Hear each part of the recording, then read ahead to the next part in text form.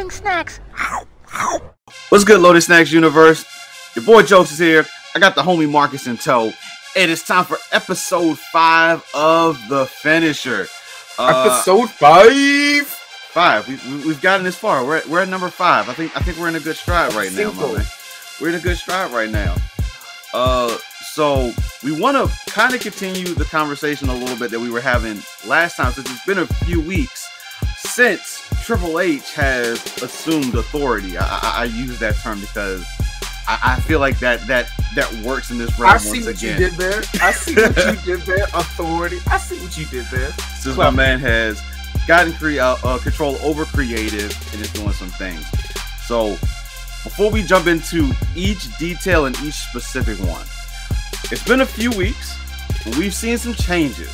So I gotta ask you, what do you think about some of these things that we've seen so far?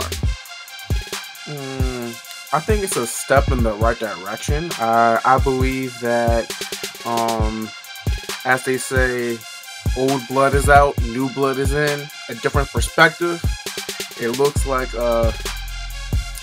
people that care about the product are now in charge of said product, and it can only go up. It will take a little while, but it's definitely moving on a upward trajectory. I dig it. Definitely with Triple H stepping into his position, we have seen things on screen and off, and we've heard things off screen that have occurred. And clearly this man has his vision set that he's looking to, and I think we've only scraped so far. So let's talk about a couple of things that have happened since Triple H has come into power. So we know we've had, let's say, our budget cuts that have happened, where we've lost budget cuts that we've lost a lot of superstars to. Now, over the last few weeks, we have slowly started to see some faces reemerge. So I want to start first, Karrion Kross. I was about to mention that. It was number one of my topic that I was going to say that came back. And not just though. Oh, I was about to know that's what. And not just Karrion, but Scarlett alongside with him. Now in NXT, that package of the two of them was, I want to say, a perfection. Like the way that they were presented, having her kind of being that ominous figure that was alongside of him, the whole sand clock thing that they had going. But then when they decided that they wanted to move Karrion up originally, Vince decided, we took all of the elements that made him work in NXT, we took it all away. And he got stale pretty quickly, especially coming on Raw and immediately losing a match to Jeff Hardy. Now, by all means, it was Jeff Hardy. It's someone that's established. You know what? Cool. I can.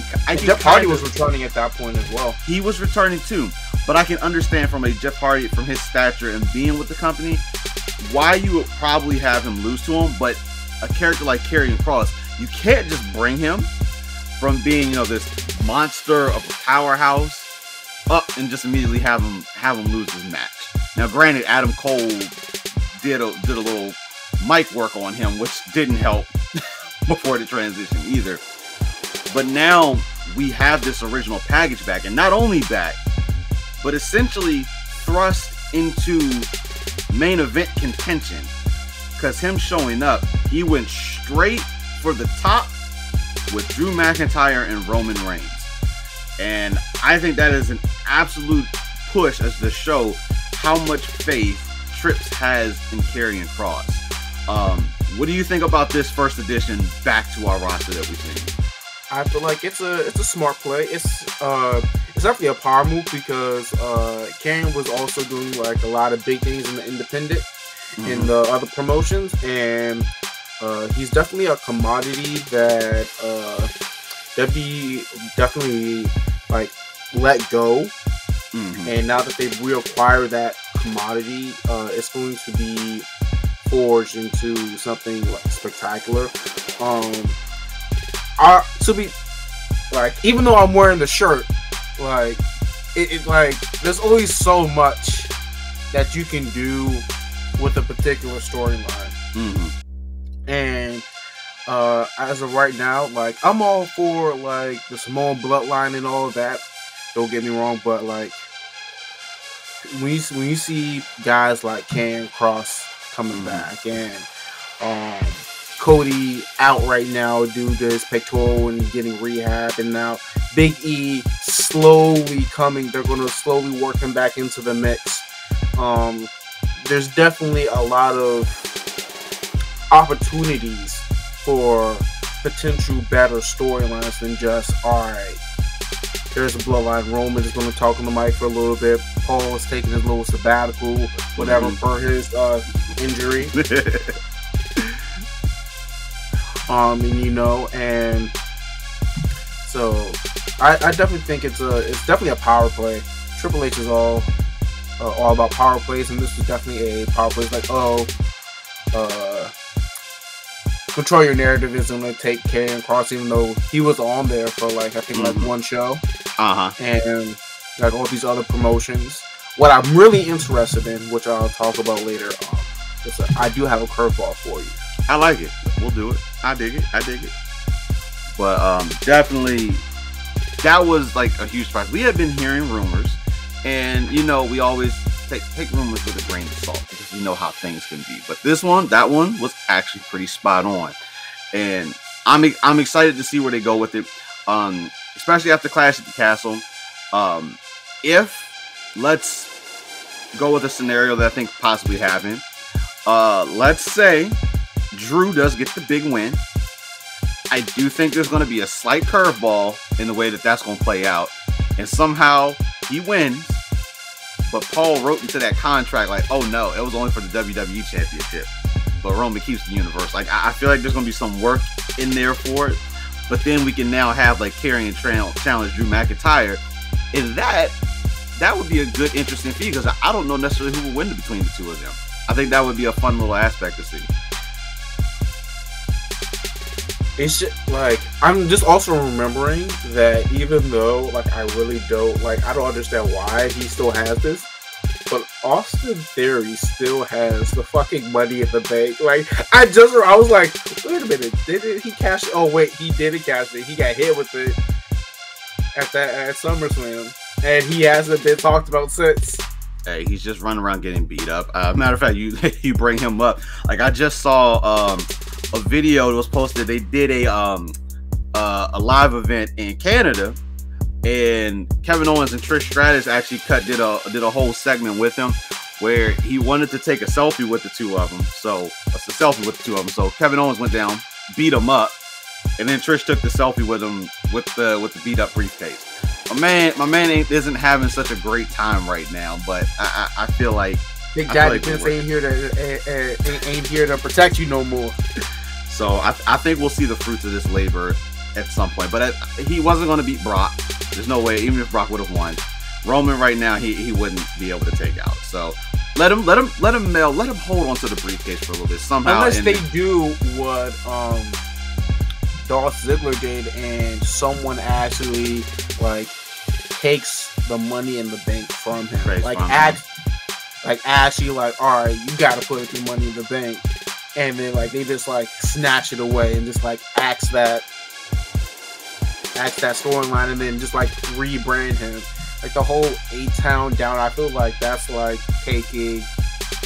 I don't know, I feel some type of way whenever I hear A-Town down coming. Like, I'm like, wait a minute. Anyway. But, yeah, huge potential in theory. We'll see how that pans out, especially after Clash of the Castle, if they'll use, like, depending on how this whole championship belt thing goes between. So Karrion Kross, Scarlett being added back, solid first.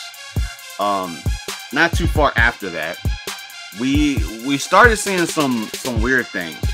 So as certain segments were being held, interviews backstage, like there was like random events or random things occurring in the background while like a wrestler was talking. So the first thing we saw was a crashed car in the garage area, and if I remember right, it was Nikki ASH and Dewdrop out there looking at it, and there was like refs and like other authority figures that were back there. And we were kind of like, at one point I was kind of like, were they supposed to show that? Like it was a little off. We hadn't seen something like this in a very long time. Yeah, because it's like old school Attitude Era, like car like speeds up, hits something, but it's like, you know, like it's all a stage, so like there was no one actually in there. But then you're like, well, this isn't supposed to be air. Like, was someone like sleeping behind the wheel? Like, I don't see that or something. It was a little weird. Normally, you wouldn't have that type of stuff on camera. So that's when I was like, okay, that's something. So I was like, I kept it in my head. I'm like, okay, maybe this will play out a few weeks from now or something. Like, I didn't think it was going to end up playing out the same night. So we get to the final match of the night, which I believe was AJ Styles. And I forget who it was that he Mustafa Ali? May have been Mustafa Ali. We're having a match. Match went through. Match ended perfectly fine. AJ won. But then, as AJ was standing in the ring, the camera panned off a little bit, and you could see like a small little ruckus going on, like right in the front row. And I was like, oh, here we go again. Somebody that either attempted to jump the barricade or something. But behold, like if you didn't see it really for a split second, the person was wearing a hood and the hood came off. And immediately I was like, was that Dexter Lumis? And I was like, I had to stop, rewind a couple seconds. That was Dexter Lumis. And I was like, hold on, what's going on here? So he gets hauled off by security. Nothing at that point, nothing comes about that. But then we get to the following week in the same instance of things happening or showing up. They were like, okay, wait a minute, this is a thing now. And we see Dexter Lumis again. So for all intents and purposes, this dude Dexter Lumis is back. I don't know. At first, I was like, is my man trying to do a what's his name? Oh, I'm having major brain fart. That was with bada boom, realest guy in the room. How you doing? I thought he was trying to do that. I haven't talked about him in so long now. Snap. I know his name. I know who you're talking about. I'm having a brain fart right now. It's just been so long since we've had to talk about it. Enzo Amore. Enzo. I thought my man was trying to do like an Enzo for a second. But then we clearly see, oh, nah, this is a thing. My man's back. So we haven't fully seen where this is going to lead to. But Dexter Lumis was another one. NXT had an amazing run that he was doing. And unfortunately, he was one of those that got caught up in the wave of releases. But it looks like we're going to have him back, and we don't know to what capacity where maybe he's going to float in at, but clearly there's a storyline in the background in the works. And I like that. Yeah, but it's all part of the on the index cards. Like, we're doing index cards. But there's a story brewing there, and I'm intrigued. Like, right now, we really know nothing other than the fact that these different events have been occurring backstage. And I don't know if maybe it's going to lead up to him actually taking somebody out. Maybe taking a briefcase from Theory. I don't know. But man, if Dexter Lumis takes the briefcase from Theory, all will be right in the world. Matter of fact, anybody takes the briefcase from Austin Theory, will be all right in the world. So I'm interested because I like Dexter. His quiet demeanor, strong house type of dude. Like, I liked it. It worked. So we got to keep a close eye on that, because that probably over the next few weeks is going to start to develop a lot more, and we'll see where that goes. The next batch was actually a trifecta of returns altogether. Hit Row. Now, of course, a lot of people are upset that it's only 3 members of Hit Row for obvious reasons. But I'm actually still intrigued by it. Like, Hit Row, while they were in the company before getting cut, they were on a solid run. Folks liked them. They came out. They had energy. So I'm interested to see what they do with them. What do you feel about the trio now of Hit Row being introduced back to the WWE universe? I feel that it's a good transition. Definitely more wait and see. It's like, oh, like, yeah, I'm excited. Hit Row's back, but it's like, what are they going to do within the current space of, like, if they put them back onto the main roster, like, where will they fit? And if they put them back in NXT, like, seeing, like, everything start to reshift and get reorganized. So it's definitely going to be interesting to see where they put them. They're not, like, main spotlight on main roster yet, but definitely have the potential to be, like, another powerhouse team. And like you said, like, another tag team. Like, right now, for all intents and purposes, the Usos and the Street Profits are carrying the tag team division right now. Like, it's like, can you name another tag team? I can't. Wait, Viking Experience, Viking Raiders, whatever you want to call them. Still, like, they're starting to get, I don't want to say momentum, but they're coming back into the light, I guess. I don't know what you want to call it. But outside of them right now, no, there's no one that you would really. Yeah, because even Alpha Academy hasn't really been shown to be doing anything right now, for real. And Dolph Ziggler and Bobby Roode now. Yeah, like, they're also not really doing anything tag team wise. Dolph has been on a lot more single competition. So I really can't say any other tag teams that have really been carrying. I mean, outside of RK Bro, but it's just Riddle. Just Riddle right now. Riddle's been like that tag team guy. He hasn't really been back into that solo championship ring yet. So it's definitely going to be interesting to see how this changes the dynamics of it. Definitely. So tag team, I feel like they got to get a little bit more momentum. Don't get me wrong.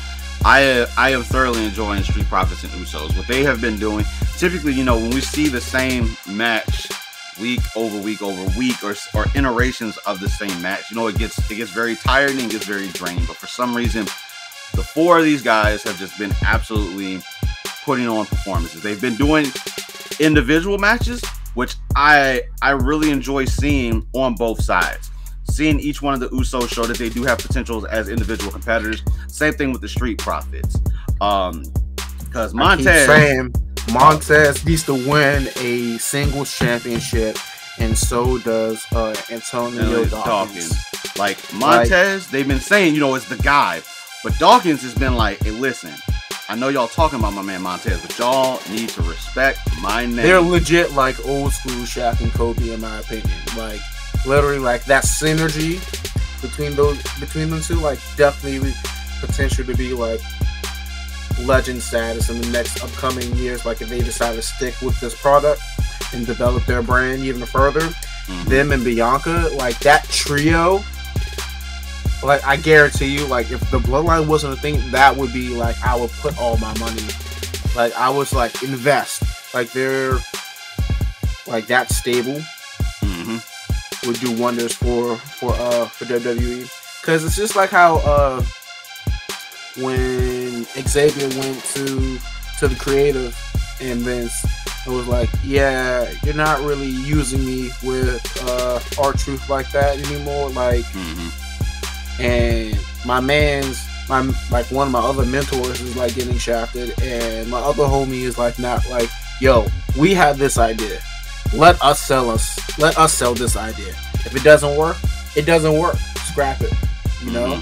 I feel like that's what they need to do with those three. It's just like, give them an actual chance to show that what they can do, because every time like their music hits, every time they're in a match, always pops. So I feel like they're like the new blood of like New Day and everyone else that came before them. So I definitely hope that in the future we get some more single opportunities for them. Not saying that Xavier and Big E don't deserve their own individual singles runs as well. But I would really like to see a little bit smoother and faster push with those two gentlemen. I dig that. And then using them just right now, use them as the catalyst to build a better tag team division right now. Like, you don't have too much to work on. I know that's a thing for Triple H. I'm sure he's going to work on. But individually, they all have it. So we'll see how that plays out. And let's we're going to stick on the tag team subject, because finally, which we kind of thought that maybe it would just disappear and never be heard from again, but the women's tag team championships have returned, and we're doing a tournament to crown new champions. So I definitely know Triple H has a love for those belts and what they represent. The question will be do you think Naomi and Sasha are going to show up at some point, or right now are we just going to work the belts, and then if Triple H smooths things over with Naomi and Sasha, they just come back individual competitors? Maybe one shows up before the other one. Or do we think at the end of the road for this championship, maybe where the team that wins thinks they won the championship, they end up having to face Sasha and Naomi to actually get the championships back? Now, technically, they did relinquish the belts, relinquish the title, so there was a vacant spot, but the mind of Triple H works in amazing ways. I'm not sure which way that he'll go with it. I think it will be cool that right now, with some of the women tag teams that we've seen, there actually are some legitimate tag teams. Toxic Attraction being added into the tournament, which I think was an amazing thing. Is trying to build legitimate women's tag teams, because in the past it literally was just like, let's stick the two of y'all together. Y'all make an awesome team. Like, yeah, some of them. Let's see if this sticks. And some of them just didn't make sense. So, whereas they ruined my predictions, because even though I got it right, I still got it wrong, because creative was just like, no, not yet. I'm just like, you're stupid. You should just did it like I said. So, whereas I'm interested to see where this goes, I'm not fully all into the women's tag team champions still yet. Like, until they have to make them matter, and right now, like, they really don't matter. They don't. So maybe during the tournament, we crown new champions, and then we also start to see those other teams develop, and we get a clear indication of like a new #1 contender for the belts. We can create a storyline there, and kind of have some back and forth. But I'm lukewarm on the women's tag team championships right now. Where are you kind of on the landscape for them? I definitely would like to see more of the women's tag team division, like even on screen, and even like segment wise, just more of those segments. My interpretation, what I think will happen, is similar to like the CM Punk John Cena scenario, or currently in All Elite Wrestling, is that there will be that tournament. We will have a definitive winner. They will be the new champs, and then that's when we will get the return of the original champs, and then they will be technically the unified women's division tag team champions, and then they'll go from there. Now, that may not happen. They may just be like, yeah, no, we're going to put you back in singles competition, let you guys do it on either brand, because both brands really need more in the single women's department as well. So they may actually allow maybe one of the NXT women tag teams to actually win that championship and just let that rock, which wouldn't be a bad thing. Not at all. We'll definitely see what will happen. Actually, I can't even remember like the entire female roster on SmackDown, or Raw for that matter. Yeah, like outside of Doudrop, Nikki ASH, Natalya and Tamina, Toxic Attraction on NXT, Those are the ones I would say are like the actual solid tag team ones right now. I think those are the ones that work, that meld together. Everybody else has been stuck. Like Alexa Bliss and Asuka was kind of that just stuck together type of thing. They get along, but I don't think that's like that chemistry, that on-screen chemistry. It's just not a meld. So we know NXT, like we know in development side, you know, they hopefully they are working on, you know, building actual women's tag teams. And so, you know, just coming in out the gate, these are women's tag teams, and we are fueling this division, because that fuel needs to be, they got to put that in pretty quickly and get it up, because otherwise right now, if they do this, those belts are just going to do exactly what they did before and just float and not mean anything for it. So definitely worth keeping the eye on, but I'm lukewarm on it right now. I need a little bit more. We'll see how it pans out. And one of the only other thing, well, not the only other thing, one thing that they didn't really mention, Ringside News is who reported this. So apparently Triple H has removed the ban on streaming to other platforms. So we know one thing Vince did was stars could not stream to Twitch. They had like the gamer things going on. They could not do it, and we saw WWE form this whole gaming initiative thing with Xavier Woods. But it looks like that has been removed. First person that really acknowledged it, Drew Gulak. Properly thanked Papa H for restoring those rights, and he took to Twitch to stream and show it off for it. We know AJ Styles was an avid game streamer before he came to WWE, so I wouldn't mind seeing his stuff pop back up again. I know Xavier Woods with Up, Down, Down was in a little bit of a funk, just because most of the people that he worked with left the company. Well, I'll say some left, some not intentionally left, and some in the twilight in between. That so he couldn't really have those partnerships because some were on other wrestling promotions, and that, you know, that I still use the term we said forbidden door. I don't think we can use that anymore. It's that barrier that just could not be crossed. A barrier that didn't really need to be there to begin with.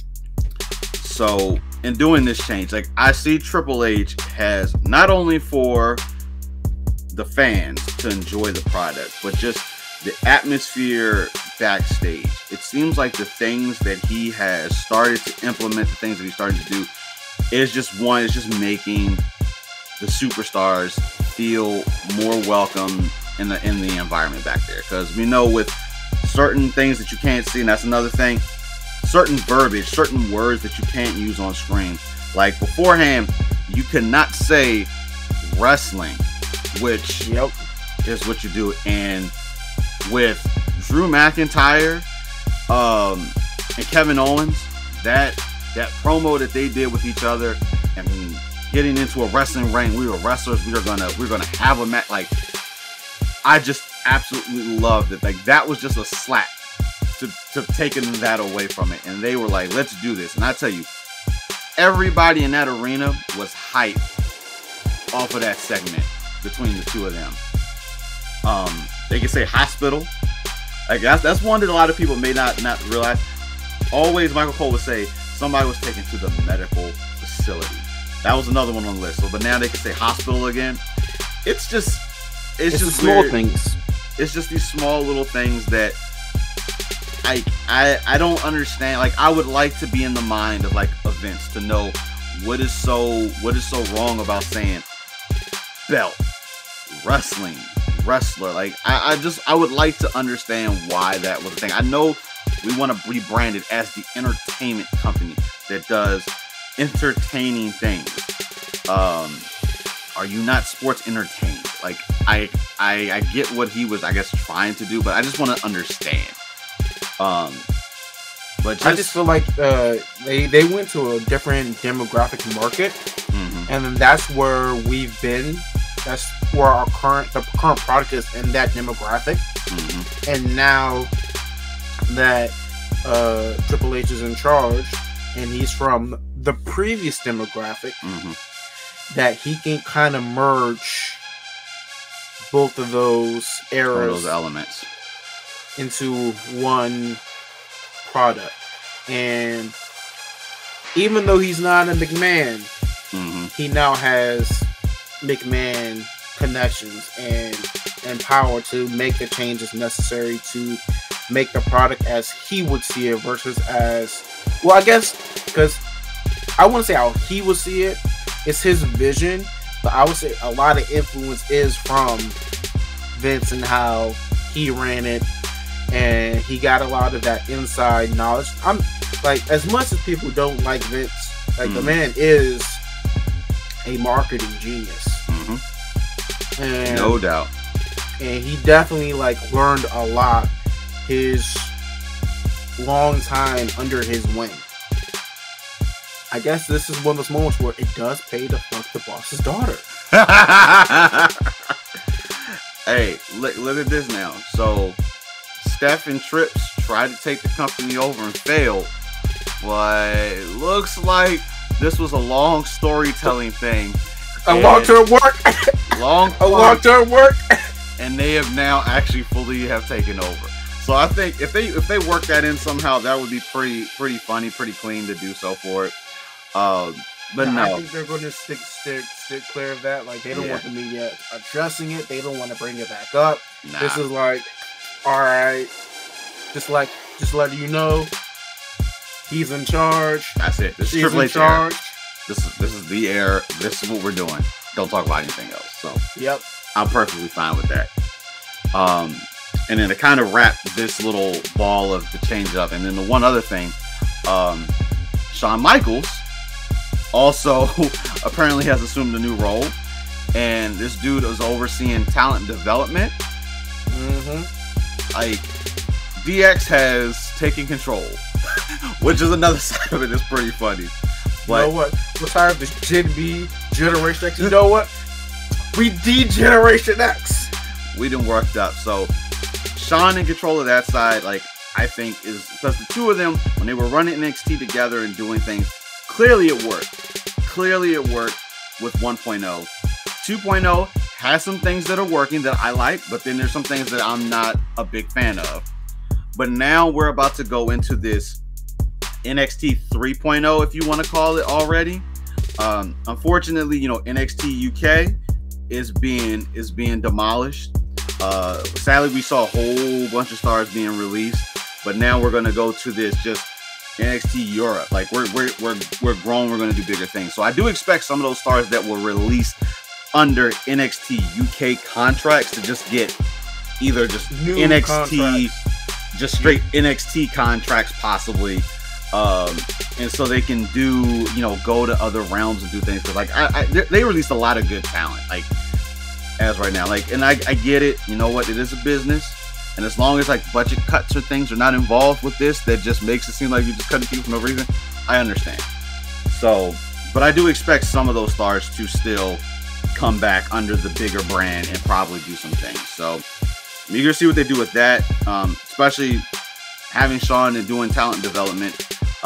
We know Triple H and Shawn Michaels, we know they have the eye for the talent. So I have no doubt in my mind that the NXT Europe, and we'll probably see NXT grow even further. Because I remember there was a plan to have NXT like in all of these countries, Japan, Europe, Asia, all just all over the place, to generate new talent that eventually would feed directly into WWE and give us some new stars to work with. So I'm eager to see if maybe that try to open plan, up a dojo in Japan.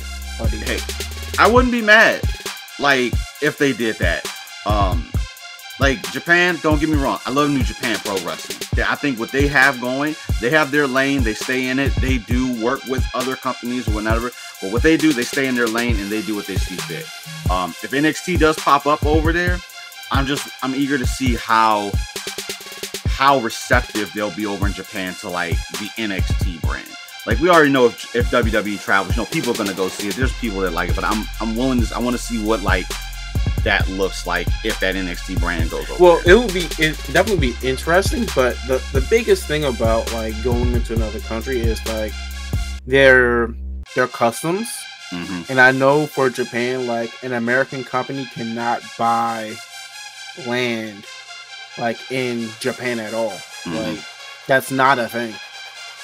And so for them to create a NXT Japan, I feel like it would have to be like under a umbrella of kind of thing of like New Japan or like whatever other promotion is in Japan that is not New Japan, but like one of the Pro Wrestling Noah, something along that, maybe this partnership type of thing. I could definitely see that being a thing, because honestly, and if they did, they should 100% put Shinsuke Nakamura into like a head position, because like they really like dropped the ball on Shinsuke. Yeah. Like he's had a couple good moments, but like I really feel like whenever they have like foreign talent, I always see like, all right, I'm excited. I really want to see what this guy can do. And then it's like, all right, I'm entertained. I'm ready. Like he's supposed to get this push, and then it just dives downwards, and it's just very disheartening at times. It's just like, Kushida. Why even find them? Kushida is definitely, I think, the most recent one. Like he was amazing. He looked good, but I know he had an injury, but I don't think people took to the character the same way. Like, I love the whole Marty McFly thing, how vibe that he does, but I just, even though the movie's from here, it just, his persona just didn't resonate over here the same way. Thus, went back to New Japan, and he's now gonna be doing some amazing like things. As much as people like complain about the original Sin Cara and everything, like he had like his lucha style, and if anyone who's ever watched him in Lucha Underground and all those promotions, like the man can wrestle. But like for the way he wanted to wrestle did not fit with the product that was being televised, which is upsetting, because like he's a phenomenal luchador. Yep. And the same thing with like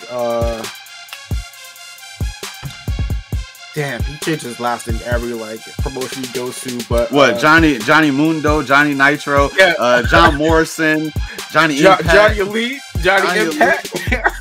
No, I can't imagine all the copy, like how he has to keep submitting to trademark his name. Like my man must have like 50 trademarks from like John Morrison. That's Morrison's his WWE name. But like, I mean, at this point, you might as well just actually use your last name. They just be like, yo, like, all right, just scrap all that. Like, I'm just gonna use my last name now.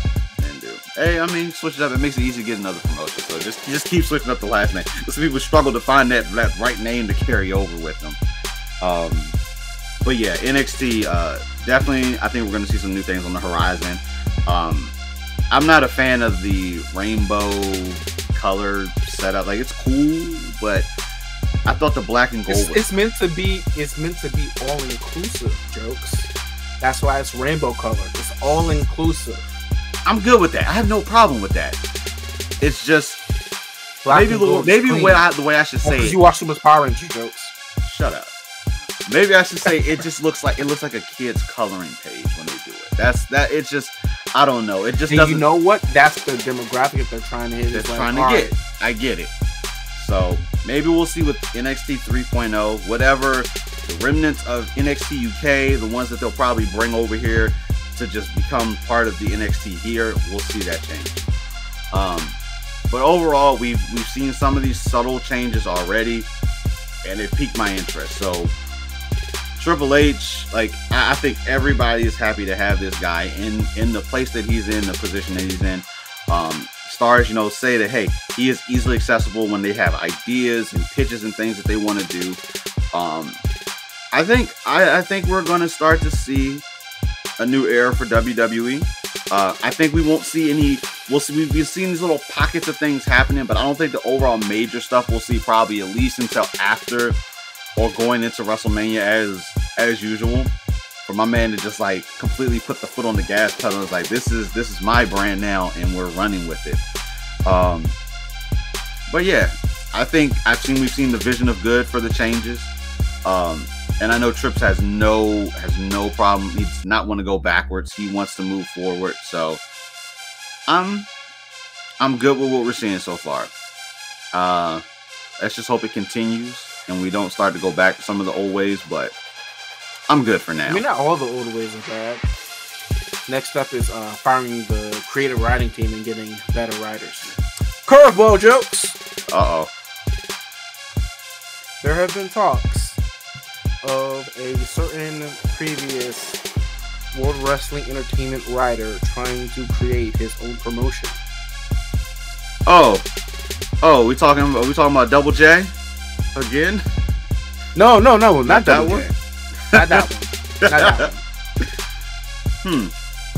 FPJ.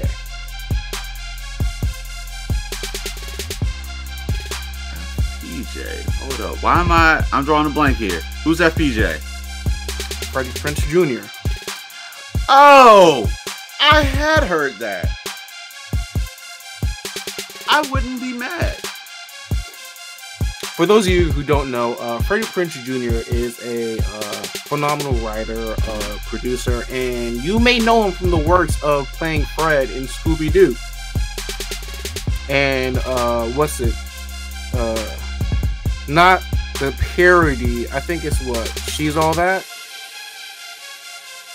Yeah, isn't it She's All That? Maybe. Because Chris Evans is in the parody of not. Oh, yeah, because Chris Evans is not another teen movie. Yep. There you go. Yep. See, it's all full circle. Full circle.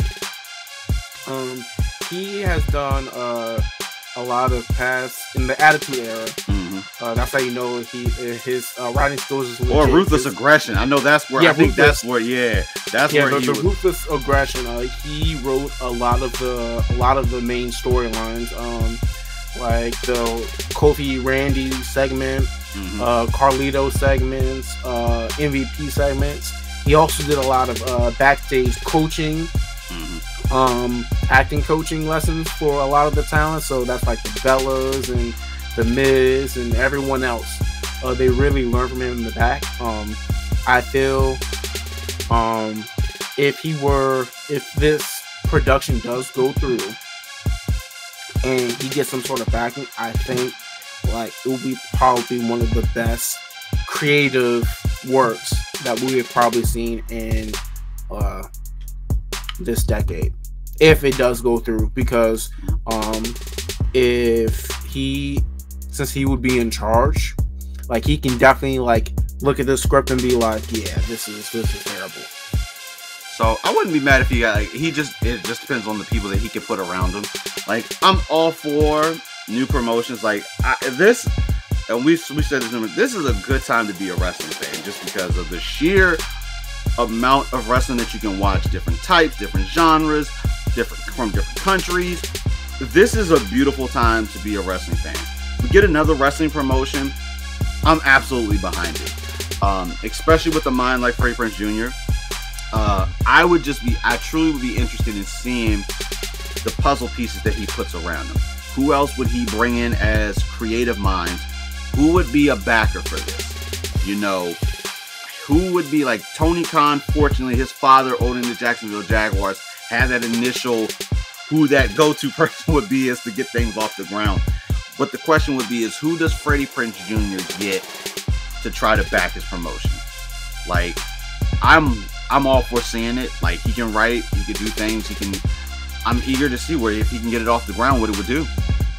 I have no issues with that at all. Yeah, I'm definitely just like looking out to see like, all right, is it that time? Like, is it like on a streaming service? Like where is it at? Show me the money, Jerry. Show me the money. Hey, with all these streaming services, I'm sure there would be someone willing to take on a wrestling promotion, because there would be, outside of like Peacock and WWE, nobody else really has wrestling content. We know there are rumors that AEW has been trying to work with like HBO and HBO Max, which honestly I think we can kind of see with the whole House of Dragon, Game of Thrones thing that they've been promoting over the last few weeks. So maybe there is some truth to what that is. And maybe this was just that first step to kind of see how we advertise a lot of HBO content on AEW, what that would do on the HBO because it was on TBS, so they've been doing a lot of HBO promotion on TBS recently, so there could be something happening in between contract wipes in those two broadcasting stations. Hey, I'm cool. If you tell me that they're going to get AEW pay-per-views and I can just pay $15 a month for HBO Max and get the premium live events. Premium live events. No, they call the pay-per-views still. No, AEW calls pay-per-views. I'm actually for that because that saves money. $15 a month, and then at some point, I know AEW wants to get. They've built the catalog. Catalog is growing just with the shows. And I'm sure they would love to be able to put that somewhere for people to still go back and just start the journey before getting too far into it where it's like, hey, we have decades of content for you guys to go in. But I kind of wish Impact was on an actual streaming service that you can go back and watch all the old X Division matches. If you have never seen an X Division match, well, they have Impact Plus. So you kind of can. They have Impact Plus. They should just fold it into somebody. They should just fold it into somebody. But just segue in there. But I do. Also, still on curveball territory. Make sure if you do have Peacock, you check out the Legends, and you will see Freddie Prinze Jr. actually in one of the episodes talking about a lot of his creative inputs and storylines, and he also was in the episode of Dark Side of the Ring. So I forgot which one it was, but he is in one of those episodes. I dig it. So some changes that we've seen, some new things on the horizon as usual. Great time to be a wrestling fan. Guys, this has been episode 5 of The Finisher. Cinco. Stay tuned. We're probably going to have some prediction shows that's coming up because we got a lot of pay-per-views coming up in the next week. So keep your eyes peeled. Whether it's some more video content, some posts that we're going to be doing inside of the LS Wrestling Chat. Make sure if you're not following there, LS Wrestling Chat on Facebook. Follow Loading Snacks across the board at Loading Snacks. It's not hard to find. This wrestling thing is just. We're just getting started, and we're going to keep building. We're going to do some other things. Guys, that's a wrap on episode 5. For the homie Marcus and for Jokes, we will catch you on the next episode of The Finisher. Bang. What's good, Loading Snacks universe? Did you think that was too sweet? Well, do me a favor. Like, share, and subscribe on whatever platform you're watching us on. And also, jump on over to patreon.com/loading snacks where you can support us in everything we do and pick the tier of your choice. Much appreciated.